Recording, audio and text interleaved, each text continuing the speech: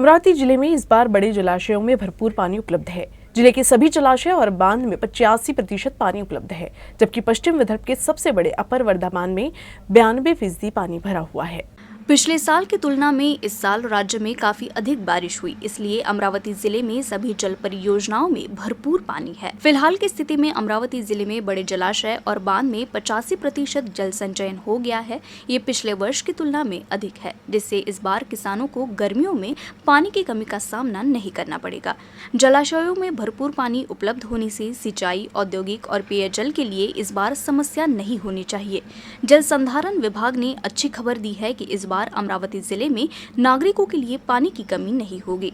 अमरावती जिले में 1 बड़ी, 7 मध्यम और 4 छोटी जल परियोजनाएं हैं। इन परियोजनाओं में पानी की किल्लत से सिंचाई व पेयजल की समस्या होती है। पिछले 2-3 सालों में जिले में कम बारिश के कारण परियोजना पूरी क्षमता से नहीं भर पाई। स्थिति ऐसी होती थी कि जिन परियोजनाओं में पानी उपलब्ध था वह भी फरवरी माह तक सूख जाते थे। ऐसे में पानी की समस्या गंभीर हो गई थी, लेकिन इस दौरान अच्छी बारिश होने से अमरावती जिले में जल संकट की कोई संभावना नहीं है।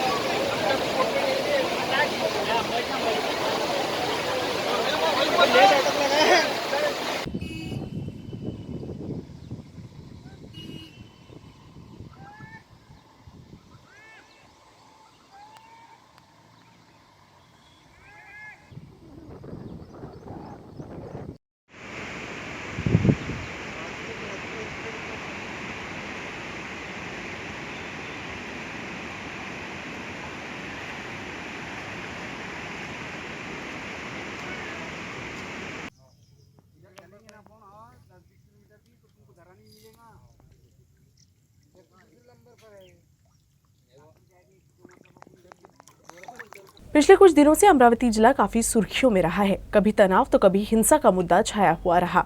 इन सब के बीच अब अमरावती जिले के दरियापुर शहर का एक नया वीडियो सामने आया है, जहां 2 युवक हाथ में पिस्तौल लेकर बेखौफ घूमते नजर आए। दरियापुर के साप्ताहिक बाजार में देर रात तक इस तरह से हाथ में पिस्तौल लेकर घूमने वाले इन युवकों का वीडियो वायरल होने के बाद पुलिस हरकत में आ गई है। अमरावती जिले में पिछले कुछ महीने में घटित घटनाओं की वजह से यहां तनाव की स्थिति पैदा हो गई थी। हालांकि पुलिस और प्रशासन के साथ साथ सामाजिक संगठनों के सहयोग से स्थिति अब कुछ सामान्य है, लेकिन इन सब के बाद भी अमरावती जिले में आपराधिक गतिविधि कम नहीं हुई है। दरियापुर के साप्ताहिक बाजार में देर रात का वीडियो इस बात का प्रमाण है कि यहाँ तो अपराधियों के मन में पुलिस का खौफ भी नहीं है। दरियापुर के साप्ताहिक बाजार में सुनसान सड़कों पर हाथ में पिस्तौल ताने घूम रहे ये दोनों युवक क्या करने वाले थे, ये तो इनके पकड़े जाने के बाद ही साफ हो पाएगा। लेकिन ये जिस तरह से सड़क पर घूम रहे हैं, ये बता रहा है कि इनके मन में पुलिस का जरा सा भी डर नहीं है। कुछ स्थानीय लोग तो ये भी बोल रहे हैं कि दरियापुर में रात के समय पुलिस की पेट्रोलिंग कम हो गई है, जिससे आपराधिक गतिविधि बढ़ रही है। इन बदमाशों का वीडियो वायरल होने के बाद अब पुलिस इनकी तलाश कर रही है।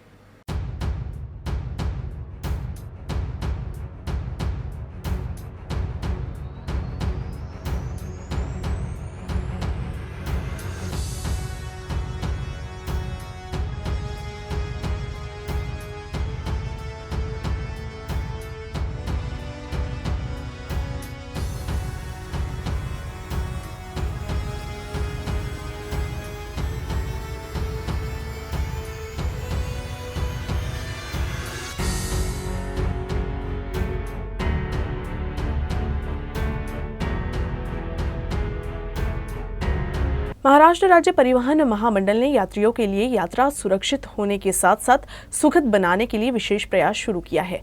महामंडल आने वाले समय में स्वच्छ व सुंदर बस स्टैंड के साथ साथ यात्रियों को अन्य मूलभूत सुविधाएं प्रदान करने के लिए त्रिसूत्रीय काम करने का निर्णय लिया है। हाल ही में मुख्यमंत्री एकनाथ शिंदे ने एसटी महामंडल को स्वच्छता पर ध्यान देने की सलाह दी थी, जिसके बाद महामंडल के प्रबंध निदेशक शेखर चन्ने ने वरिष्ठ अधिकारियों के साथ बैठक कर सफाई की कार्य योजना तैयार की, जिसके अनुसार सभी बस स्टैंड में स्वच्छता पर विशेष ध्यान दिया जाने वाला है। अमरावती जिले में भी बस स्टैंड पर सफाई की दृष्टिकोण से योजना बनाई जा रही है।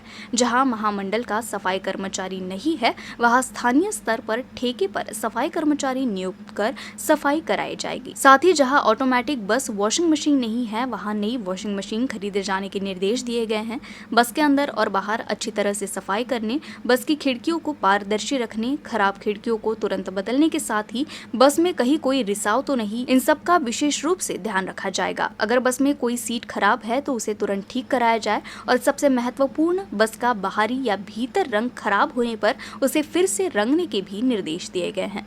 बस स्टैंड परिसर, शौचालय को साफ रखने के लिए स्वच्छता दूत नियुक्त किए जाएंगे और उनके माध्यम से स्वच्छता के प्रति जागरूकता निर्माण की जाएगी। स्वच्छता दूत भी इस कार्य में यात्रियों की सकारात्मक भागीदारी दर्ज कराने का प्रयास करेंगे। अमरावती में उर्दू टीचर्स एसोसिएशन ने सेवा संरक्षण का आदेश रद्द करने की मांग की है। इस संबंध में शिक्षकों ने विभागीय उप संचालक को एक निवेदन भी सौंपा।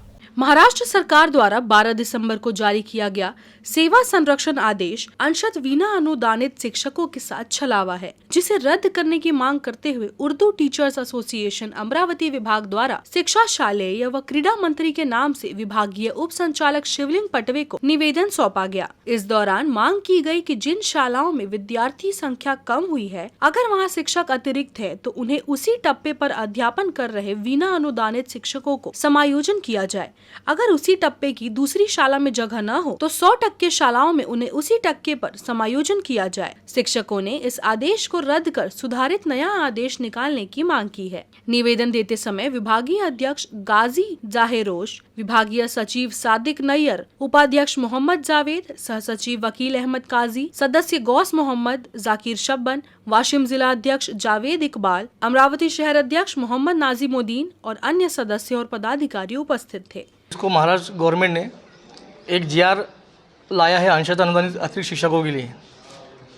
उर्दू टीचर एसोसिएशन ने हमेशा बिना अनुदानित शिक्षकों के लिए सरकार के पास पाठ पुरावा किया है और उनसे डिमांड की है हमेशा कि जिस तरह से फुल पेमेंट टीचर्स को जॉब प्रोटेक्शन है, उसी तरह का प्रोटेक्शन जो है नॉन ग्रेजुएट टीचर्स को मिलना चाहिए। इस तरह का हम बार बार उनसे मांग करते थे। उसके एवज में इस बार गवर्नमेंट जो जीआर निकाली है वो हमारे डिमांड के मुतालिक बिल्कुल भी नहीं रहा, क्योंकि अभी गवर्नमेंट का जो जीआर है वो कहता है कि 2022-23 की सन्मान्यता के अनुसार जो शिक्षक अतिरिक्त होंगे उनका ही समायोजन किया जाएगा, जबकि नॉन ग्रांट पर टीचर्स 10 साल से 15 साल से ड्यूटी कर रहे हैं, नौकरी कर रहे हैं और पिछले कोरोना काल में 18-19 की जो सन्मान्यता है वहाँ से लेकर अभी तक बहुत सारे शिक्षक जो अतिरिक्त हो गए हैं। अगर वो अतिरिक्त हो गए हैं तो उनका समायोजन नहीं होगा। इस पत्र के माध्यम से ये साफ जाहिर होता है। हमारी डिमांड है कि इस पत्र को वापस लिया जाए, जीआर को वापस लिया जाए और 17, 18, 18-19 के पास से जो है सन्मान्यता जो है उसको ग्रहित किया जाए, एंटिसिपेट किया जाए और वहाँ से जितने शिक्षक बिना अनुदानित शिक्षक जो है अतिरिक्त हुए हैं उनको जो है समायोजन किया जाए। दूसरी प्रक्रिया इसमें ये किया जाए कि जो शिक्षक 20% या 40% के हैं और जो अतिरिक्त हुए हैं उनको 20% 40% के अनुपात में ही किसी दूसरी जगह पर जो है समायोजन किया जाए। लेकिन अगर मान लो कुछ देर के लिए कुछ दूसरे स्कूलों में जगह नहीं है तो 100% की जो स्कूलें हैं वहाँ पर उनको 20% और 40% पर ही जो है समायोजन किया जाए, ताकि उनकी जो सर्विस प्रोटेक्शन हो, जॉब प्रोटेक्शन हो। ये हमारी डिमांड है और इसी सिलसिले में आज हमने डिप्टी डायरेक्टर साहब को हमने निवेदन दिया है महाराष्ट्र सरकार के नाम से, इनके माध्यम से, ताकि हमारे पैगाम, हमारे मैसेज वहाँ तक पहुँच जाए और सरकार से हम अनुरोध करते हैं कि यह जीआर फौरन वापस लिया जाए। अमरावती के राजापेट क्षेत्र स्थित श्री रामदेव बाबा मंदिर परिसर में भागवत कथा का आयोजन किया गया। श्री सुधांशु जी महाराज की शिष्या रामाप्रिया श्री जी की मधुर वाणी से भक्त श्रीमद् भागवत कथा सुन रहे थे। श्री सुधांशु जी महाराज की कृपालु शिष्या राम प्रियाशी जी की मधुरवाणी से भक्त श्रीमद् भागवत कथा श्रवण का लाभ उठा रहे हैं। राजापेट क्षेत्र स्थित श्री रामदेव बाबा मंदिर क्षेत्र में आयोजित इस भागवत कथा में नारद जीवनी, परीक्षित जन्म, शुकागमन, कपिल देवहूति संवाद, ध्रुव जीवनी, प्रहलाद जीवनी और नरसिम्हा अवतार, गजेंद्र मोक्ष, वामन जीवनी, श्री राम अवतार और श्री कृष्ण जन्म, नंदोत्सव, श्री कृष्ण बाल लीला और गोवर्धन पूजा, 56 भोग दर्शन, महाराज कथन, श्री कृष्ण मथुरा गमन, गोपी उद्धव संवाद, रुक्मिणी विवाह, सुदामा जीवनी, सुखदेव की विदाई, परीक्षित मोक्ष आदि के श्रवण से भक्तों को लाभ हो रहा है। इस अवसर पर कथा श्रवण में लीन भक्तों का दृश्य देखने को मिला।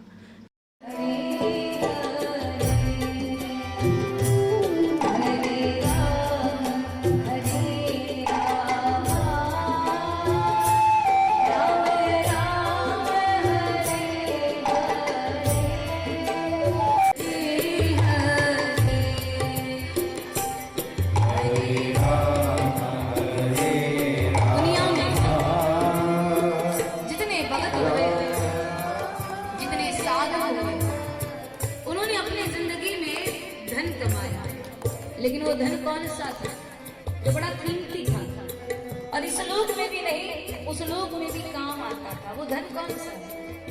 बाबा तुलसी कहते हैं धन्य घड़ी सुई जब सत्संग, धन्य जन्म जूझ भगति रमन। अगर कलियुगी जीव से पूछा जाए, राम नाम उनके पास बहुत नहीं था।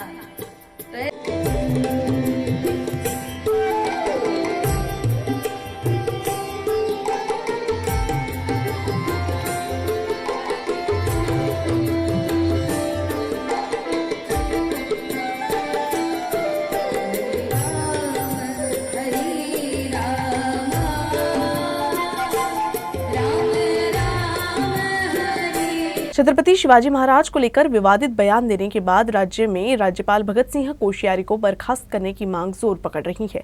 इस पर शिंदे गुट के विधायक बच्चू कडू ने तीखी प्रतिक्रिया देते हुए कहा कि राज्यपाल कोश्यारी समुद्र के बिल्कुल किनारे रहते हैं, इसलिए उन्हें हटाने की जरूरत नहीं है। आता तो त्या मानसिकतेचा विषय आहे। मी त्या धर्म, जात, पंथ, भाषा, मराठी, हिंदी सायडर या भानगडीत आम्ही पडत नाही। तुम्ही आम्हाला शेतकऱ्याचं सांगा, तुम्ही आम्हाला अपंग दिव्यांग बांधवाचं सांगा, तुम्ही जे वंचित आमचे बांधव असेल त्या संदर्भात सांगा। या सगळ्या प्रकरणामध्ये अधिक एक माला त्याच्यातून निघालेला, याच्यातून एक नवीन वाद निर्माण होऊ नये। जे काही एकंदरीत वक्तव्य थोर महापुरुषांबद्दल बोलल्या जातं ही अत्यंत वाईट आहे, दुर्दैवी आहे। आपण महापुरुषांबद्दल बोलता एकतर नाव घेऊ नका, घेतलं तर ते सन्मानजनकच घेतलं गेलं पाहिजे। याची खबरदारी किमान नेत्या मंडळींना घेणं फार महत्त्वाचं आहे। ते सध्या दिसत नाही। आता राज्यपाल तसे कोपऱ्यावरच राहतात, ते समुद्राच्या काठावर पूर्ण मदत घेतात नाहीच आहे। त्याच्यानं आता वेगळी अकालपट्टी करायची गरज काय? अमरावती महानगर पालिका द्वारा संपत्ति कर में बढ़ोतरी के खिलाफ अब कांग्रेस ने आक्रामक रुख अख्तियार कर लिया है। कांग्रेस ने सीधे महानगर पालिका के प्रवेश द्वार के सामने सांकेतिक भूख हड़ताल का आह्वान किया है। बढ़े हुए संपत्ति कर को रद्द करें, पहले संपत्ति मूल्यांकन की नीति की घोषणा करें, पहले संपत्ति कर धारकों को जानकारी दें, फिर अभियान शुरू करें। पालक मंत्री द्वारा दिए गए आदेशों को सार्वजनिक करें, ऐसी मांग की गई। इस दौरान अध्यक्ष बबलू शेखावत सहित कई कांग्रेसी कार्यकर्ता मौजूद थे और महापालिका आयुक्त के खिलाफ जमकर नारेबाजी की गई। महाविकास आघाड़ी के नेता भी इस विरोध में शामिल हुए। पण बीजेपीनं जल्लोष केला आणि आपली पाठ ठोकून घेतली, पण आतापर्यंत या स्थगितीला कोणती म्हणजे हाऊस टॅक्सला कोणती स्थगिती आलेली नाही। याचा अर्थ या अमरावती शहराच्या जनतेला यांना फसवणुकीचं काम केलेलं आहे। या पूर्ण याच्यात भारतीय जनता पार्टी आणि मनपा प्रशासन मिली भगत म्हणून हे फसवण्याचं काम करत आहे, लोकांकडून टॅक्स वसूल करत आहे। पण त्याच्यात पीपी लिहित आहे, पीपी म्हणजे पार्ट पेमेंट, म्हणजे कुठेही स्थगिती झाली नाही आहे। आता तात्पुरता यांनी 40% सांगितली आहे, पण काही लोकांना डबल आणि अडीचपट केलेली आहे। म्हणून ही करवाढ मागं झाली पाहिजे। यांनी जो उपोषण केलं आहे या उपोषणाला आम्ही भेट दिलेली आहे। याच्यानंतर यांनी 5-6 दिवसात केली नाही तर काँग्रेस पक्षातर्फे डबल याच्यात मोठं आंदोलन करण्यात येईल। निर्णय घेऊ नये, टॅक्स जुन्या पद्धतीनंच म्हणजे वाढीव पद्धतीनंच पावत्या लोकांना जात आहे। एका बाजूला निर्णय मागं घेतल्या वरून भाजपच्या लोकांनी आपली पाठ ठोकून घेतली, पण दुसऱ्या बाजूला पावत्या जुन्याच पद्धतीनं जात आहे। त्या विरोधात हे आम्ही आंदोलन पुकारलेलं आहे। ज्या पद्धतीनं पालकमंत्र्यांनी निर्णय घेतला त्या पद्धतीनं लेखी आदेश महानगरपालिकेला आले पाहिजे आणि आयुक्तांनी त्याची अंमलबजावणी केली पाहिजे। याकरिता हे आंदोलन आहे। आम्ही या ठिकाणी आंदोलनाला भेट दिलेली आहे। महाविकास आघाडीच्या वतीनं हे आंदोलन पुढे रेटण्यात येईल आणि अमरावतीकरांना या जाचातून मुक्त करण्यात येईल। अमरावती जिले में भारी बारिश के कारण जिन किसानों की फसल खराब हुई है उन्हें फसल बीमा नहीं मिला है। इसको लेकर प्रहार पार्टी की ओर से जिला कृषि कार्यालय पर धरना दिया गया, जिसमें आरोप लगाया कि फसल बीमा कंपनियां किसानों का मजाक बना रही हैं। इस साल बारिश और प्राकृतिक आपदाओं से किसानों को भारी नुकसान हुआ है। कई किसानों के खेतों में लगी फसलें बर्बाद हो चुकी हैं। नष्ट हुई फसल तो चली गई, लेकिन जो बचा है उसे पाने के लिए किसान संघर्ष कर रहा है। किसान हर साल प्राकृतिक आपदाओं के लिए सुरक्षा कवच के रूप में फसल बीमा लेते हैं। किसानों को कुछ उम्मीद है कि उसके जेब में कुछ आएगा, जिसे लेकर किसान अगली फसल की योजना बना रहा है। फसल बर्बाद हो गई, लेकिन फसल बीमा कंपनी ने भी किसानों के साथ हर साल की तरह बड़ा धोखा किया। किसानों के खातों में 16 रुपए 20 20 रुपए 100 रुपए की राशि डाली गई है। फसल नुकसान हजारों में हुआ है, लेकिन फसल नुकसान बीमा काफी कम मिला है। यह किसानों के साथ अन्याय है। इसलिए प्रहार के पूर्व जिला परिषद सदस्य संजय देशमुख के नेतृत्व में गुरुवार को कृषि कार्यालय में आंदोलन किया गया। सेटिंग वगैरे काय मित्रांनो मोठ्या माणसाला समोर कसं वाटतं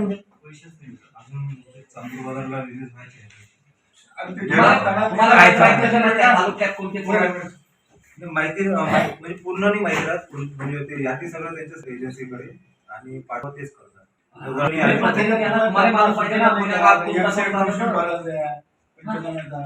न्यूज रूम से बस इतना ही। खबरों का सिलसिला यूं ही चलता रहेगा। आप देखते रहिएगा यूसी न्यूज अमरावती।